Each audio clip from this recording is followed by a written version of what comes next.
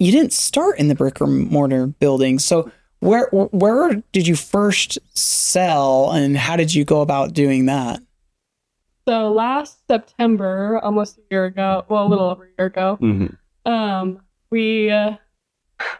I basically sat Ian down and I was like, you want to do a banana business?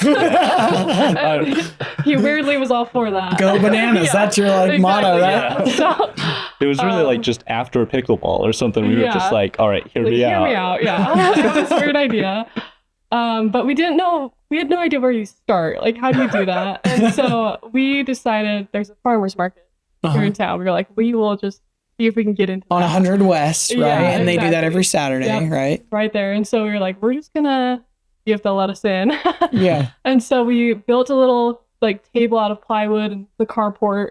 Yeah. The little house I live in, and we rolled up to that. I think we only did it 4 times.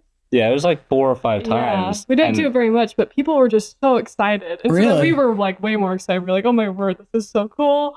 We were loving it. And How did you even know like how much product to bring those We first had couple no of times? idea. It was really just like, we didn't have a freezer, like we didn't have a generator or any ice stations, so we had a nothing. cooler and we'd just buy dry ice and just shove them in as much as we could. And it basically. froze them enough to Yeah. Wow.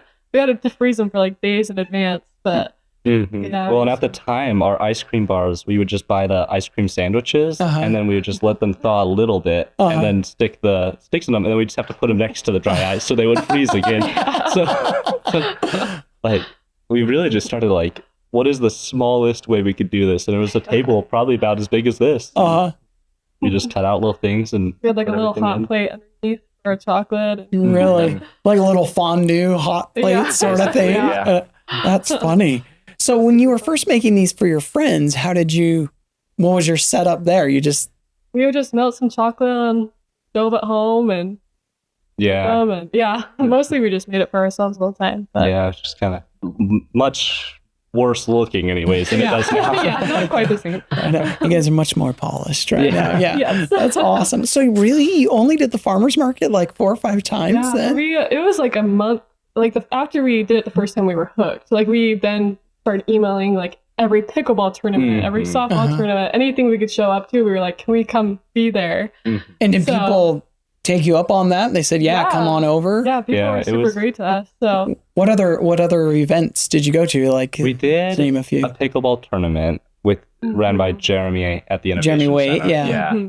And I think that was the one like event we did before. And then there was the farmers markets. I think there's one other thing. What was it?